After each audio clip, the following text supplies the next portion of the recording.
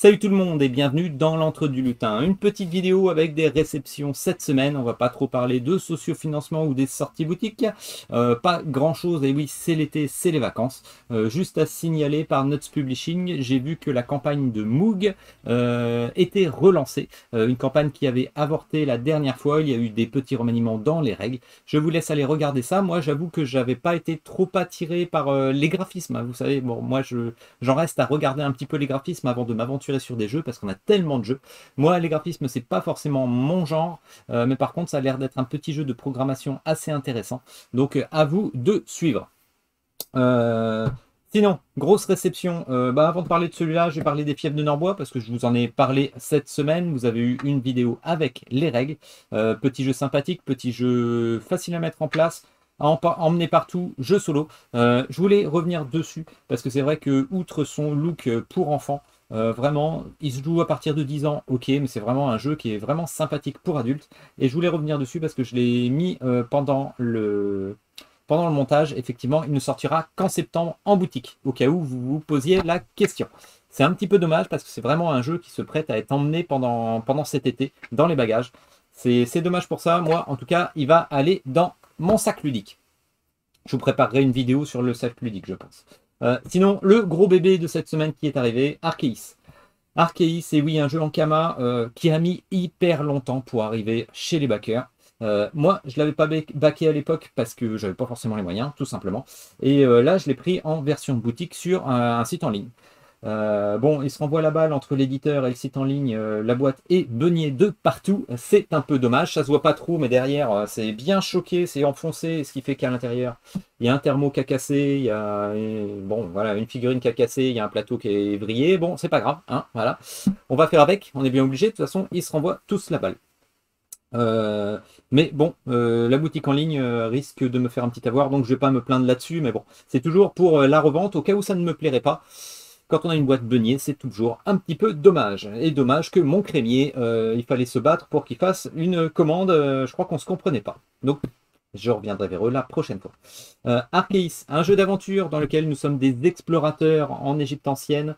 Enfin, un explorateur plus vers les années 50, on va dire. Et on va explorer des tombes de l'Égypte ancienne, justement. Un petit côté steampunk, un petit peu. Un jeu aventure de 1 à 5 joueurs.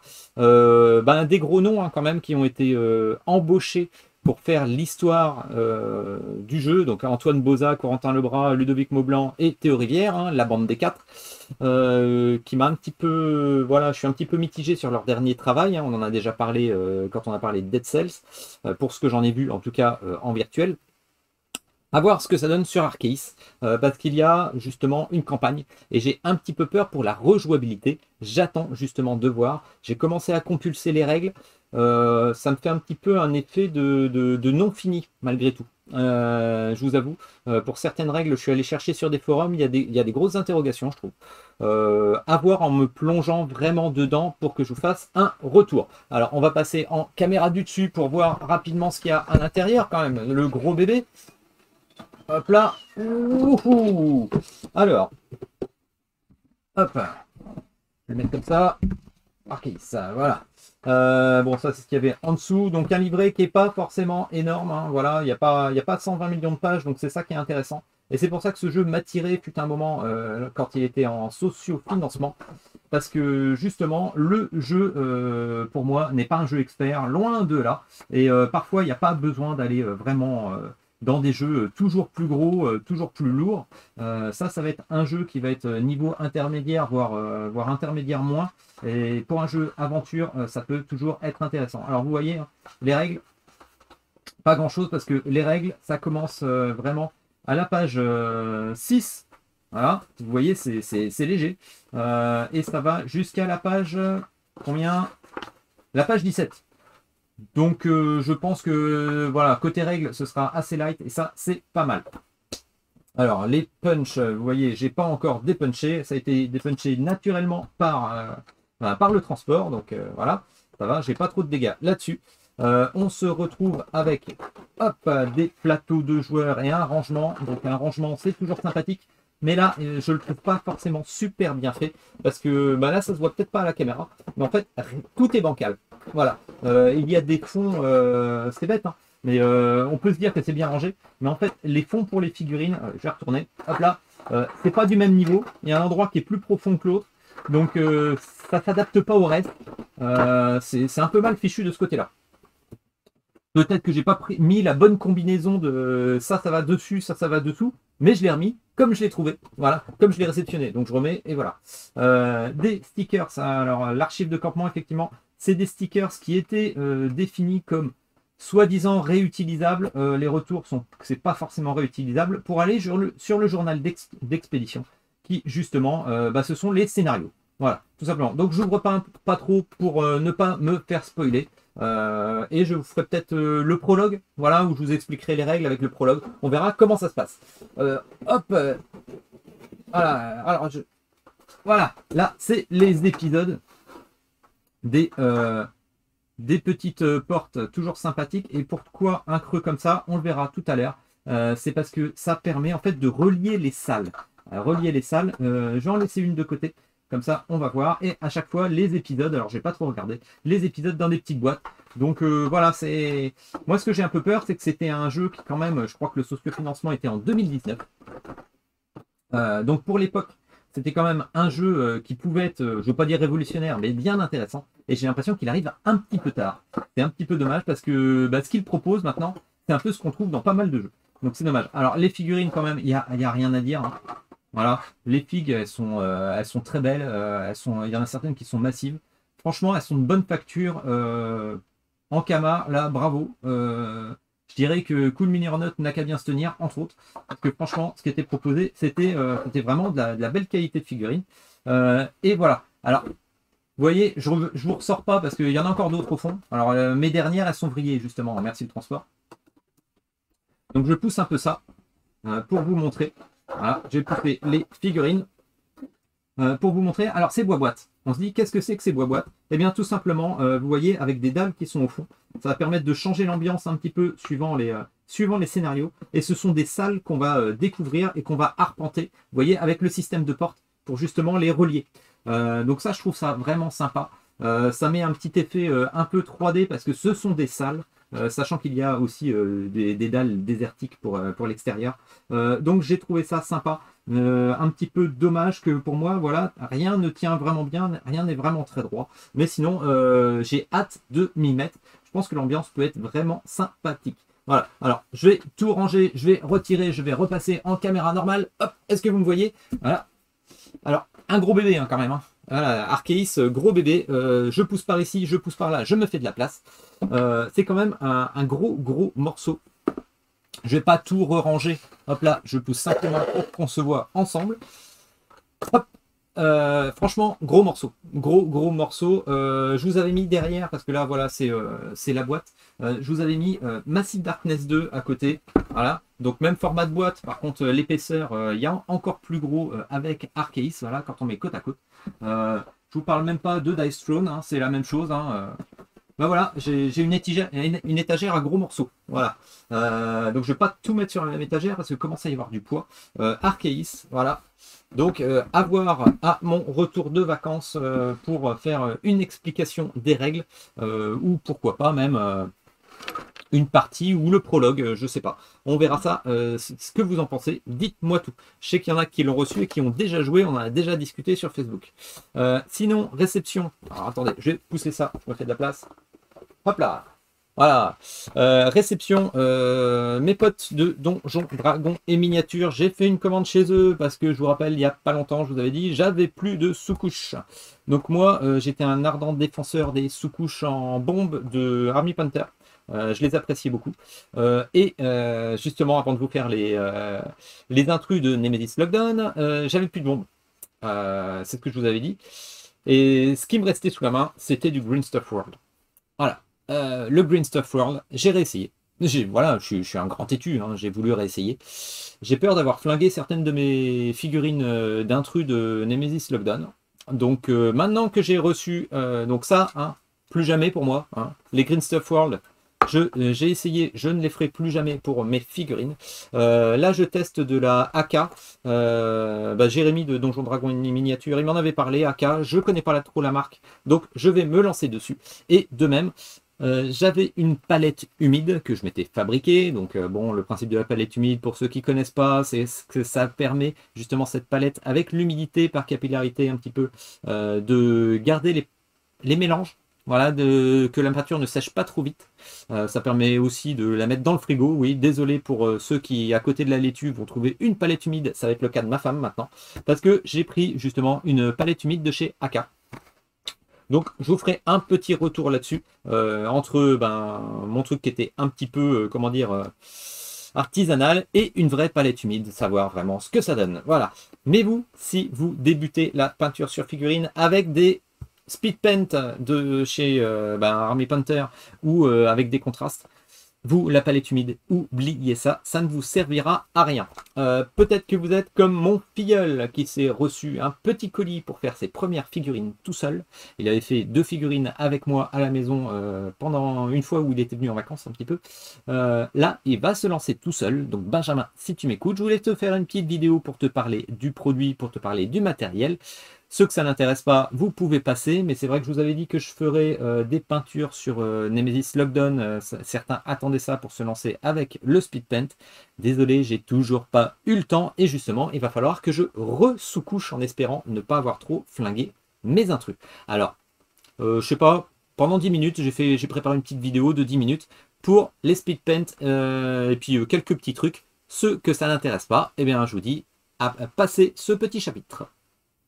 Alors une petite vidéo très rapide qui s'adresse surtout à mon filleul qui a reçu son colis que je lui ai fait envoyer avec justement tout l'attirail pour débuter avec du speed paint contraste. Donc qu'est-ce que c'est le speed paint ou le contraste? C'est toute une gamme en fait de peinture qui est assez liquide, qui est particulière. Il n'y avait pas ça à mon époque, donc moi je suis pas trop familiarisé, j'ai toujours du mal à l'utiliser parce que ça me plaît pas en fait les techniques, mais bon, chacun ses goûts.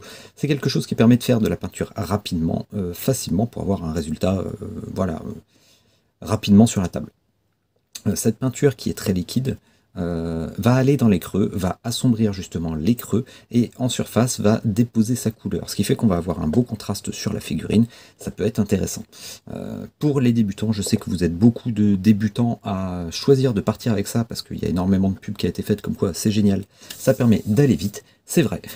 Donc, rapidement, pour mon filleul. Alors, tu as reçu dans ton colis différents pinceaux. Alors déjà, un pinceau synthétique assez gros pour compléter justement le petit kit ici que je t'avais fait envoyer, où tu trouveras 2 pinceaux assez fins et une petite brosse. La brosse, tu la garderas pour plus tard pour faire du brossage à sec. On en parlera justement dans les autres vidéos.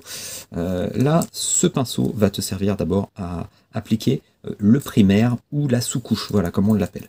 Alors oui, effectivement, parce que moi, autant à la maison, j'utilise de la sous-couche en bombe. D'habitude, j'utilise de l'Army Painter. Là, j'ai voulu utiliser du Green Stuff World que je déconseille complètement. Je suis parti sur du AK. Apparemment, c'est très très bien. Donc, à voir ce que ça donne. Et justement, il nous faut une sous-couche blanche pour tout ce qui est mise en peinture ensuite. Parce que vous allez voir, les peintures contraste ou speed paint, en fait, ça va déposer une couche qui est relativement translucide, donc il faut de la lumière en dessous, donc du blanc, c'est beaucoup mieux. Pour les techniques plus avancées, vous verrez ça plus tard. Là, je m'adresse vraiment à des débutants. Donc, ce gros pinceau te permettra non pas de mettre de la peinture sous couche en bombe, mais justement dans le petit colis. Je trouve que c'est mieux pour débuter, surtout pour des jeunes, parce que ça, il y a de l'aérosol, on se retrouve, il faut vraiment se retrouver à l'air libre, risque pour la santé, donc à appliquer au pinceau du primaire, voilà, pour faire uniformément du blanc partout sur la figurine. De même, ensuite, parlons un petit peu matériel, un petit essuie-tout, toujours intéressant, voilà, pour nettoyer son pinceau. Une petite palette, si vous en avez une dans le colis, tu as une petite palette, mais sinon un bocal, hein, tout bête, c'est pas mal. Une faïence ou une vieille assiette, ça fait complètement le job, sachant que si vous entendez parler de palettes humides, oubliez tout ça, parce que vous, avec les contrastes, il n'y a pas besoin de diluer plus, il ne faut pas mélanger avec de l'eau, enfin voilà, vous allez le garder quasiment pur, donc commencez pas à vous orienter vers de la palette humide. Si vous entendez ça, vous le mettez de côté, voilà, tout simplement. Un petit pot de yaourt en verre pour mettre l'eau pour rincer son pinceau, et puis voilà. Hop, je mets ça de côté parce que moi j'ai mes pinceaux à moi, donc hop, ceux-là je vais pas les utiliser. Je vais utiliser un vieux pinceau en poil naturel. Pour le pinceau, pour le nettoyer, voilà, vous voyez le geste, je tourne toujours mon pinceau en même temps et je vais vers l'arrière. D'ailleurs il n'est pas très propre là. Hop, ce qui me permet en fait de reconstituer la pointe, voilà, en tournant en même temps. Voilà, ça c'est mon petit truc, j'ai toujours fait comme ça, voilà, celui-là je l'ai depuis des années. Il commence à plus en vouloir, mais bon. Gardez vos pinceaux bien propres, et justement, petit conseil, hop, petite mise au point, voilà. Le pinceau, évitez d'avoir de la peinture qui va jusqu'ici, jusqu'à la partie métallique, parce que c'est là qu'il y a la colle à l'intérieur qui tient les poils du pinceau. Si vous avez de la peinture qui vient là, en séchant, ça va gonfler un petit peu, et ça va détériorer la colle, ça va tirer, vous allez perdre des poils de pinceau, ça va détruire votre pinceau, tout simplement. C'est des petits trucs bêtes, mais voilà, hop, on fait la mise au point. Mais il faut y penser. De même, hein, laissez jamais votre pinceau à l'intérieur comme ça, hein, on n'est pas à l'école. Vous allez le détruire, hein, voilà, vous ne le laissez pas dans un gobelet. Ce qu'il faudrait en fait, c'est presque qu'il soit maintenu à la verticale sans toucher en bout. Bon, si vous avez les moyens de faire ça, faites-le. Voilà. Sinon, une fois que votre sous-couche est sèche, alors là j'ai quelque chose qui n'a pas beaucoup de relief, qui n'a pas beaucoup justement de détails, donc ça ne va pas rendre grand chose avec de la speed paint, de la peinture contraste, mais le gros truc intéressant c'est que justement sur ce type de peinture, normalement, les endroits qui sont lisses, c'est assez compliqué. Il faut éviter de faire plein de coups de pinceau parce que vous allez les voir. Avoir une uniformité avec le speed paint ou le contraste, c'est assez dur. Donc évitons de refaire des petites retouches au fur et à mesure. Non, vous faites une couche, vous faites une couche. Je me suis fait un petit mélange tout à l'heure, mais je pense qu'il va être un petit peu sec. Voilà, j'ai fait un petit test avant parce que je voulais pas utiliser une couleur toute faite en peau citadelle. Voilà, j'avais de la Skeleton Horde, donc de la couleur d'os de squelette. Mais bon, là, vu que mon filleul reçoit des petits biberons, alors ça on appelle ça un biberon, c'est plus facile moi je trouve pour verser, je vais faire un petit mélange de marron foncé, un petit mélange de jaune, donc toujours bien remuer pour mélanger à la fois les pigments et tout ce qu'il y a à l'intérieur, hein, justement, parce que sinon si vous remuez pas bien, vous allez vous retrouver avec soit trop de pigments, soit au contraire quelque chose qui n'a aucune couleur, qui est juste un liant qui permet justement d'avoir découler la peinture, hein, découler le pigment, de le lier. Voilà. Donc j'en mets, hop, pas trop, hein, voilà, j'étale un petit peu. Et on va faire ça tranquillement. Allez, on fait des coups. Alors vous voyez, j'en ai mis beaucoup. Hein. Alors faut pas hésiter à en mettre hein, quand même. Faut essayer que ça reste dans les creux. Voilà, si vous avez un surplus, n'hésitez pas à l'emmener plus loin. Voilà, là je vois que je vais peut-être l'emmener plus loin. Donc évitez de faire comme je viens de faire, c'est de récupérer et de repasser dessus. Voilà. Ouh, j'ai trop chargé mon pinceau. Alors on charge son pinceau, c'est pas toujours intéressant pour les débutants, ils veulent souvent quand faire des détails avec des pinceaux qui sont hyper fins. C'est pas forcément bon d'avoir des pinceaux hyper fins, j'en parle tout de suite, j'en profite. Parce que ce qui est intéressant, c'est d'avoir des pinceaux avec une bonne réserve. Parce que ça vous évite d'aller tout le jour piocher dans votre palette. Il n'y a rien de plus chiant quand même. Hein, voilà. Hein, désolé du gros mot, mais il n'y a rien de plus chiant que d'aller vraiment piocher dans la palette tout le temps. Et vous allez faire des bêtises hein, si vous faites ça. J'essaye d'uniformiser. Là, il y a un petit relief que je vais laisser. Là, je vais tapoter un petit peu pour essayer de laisser justement un petit peu de speed paint dans le relief pour qu'il se voit bien. Vous voyez, naturellement, elle y va. Hein. De toute façon, la speed paint dans les aspérités. Voilà. Puis, est-ce que je fais l'intérieur? Allez, je fais l'intérieur avec la même couleur. Je charge bien pour l'intérieur pour que ce soit bien sombre. Donc voilà. Pareil pour les yeux, je charge la mule pour avoir un beau contraste quand ça va justement sécher. Pareil dans le nez, hop là. Sur les côtés, hop là sur les petites aspérités. Voilà, bon allez. Petite retouche derrière parce que j'ai pas bien appliqué. J'en ai trop mis, donc je retouche mon pinceau sur le sopalin pour qu'il absorbe. Voilà, se servir du sopalin pour absorber, hein. De même, hein, s'il y a un endroit où vous trouvez qu'il y en a trop, vous prenez avec votre pinceau, vous épongez, vous séchez un petit coup, et ainsi de suite, il ne faut pas hésiter. Alors, la speed paint ou contraste, vu que ce sont des peintures extrêmement liquides, attendre avant de mettre une autre couleur à côté, parce que sinon les couleurs vont se mélanger, ça va faire quelque chose de dégueulasse. Il y a des petits endroits blancs, je retouche en essayant de ne pas retirer. Vous voyez, j'ai repassé et du coup ça retire un petit peu. Il faut éviter de repasser tout le temps comme je viens de le faire. Voilà, j'avais pas fait quelque chose d'uniforme, il y a des petits creux là.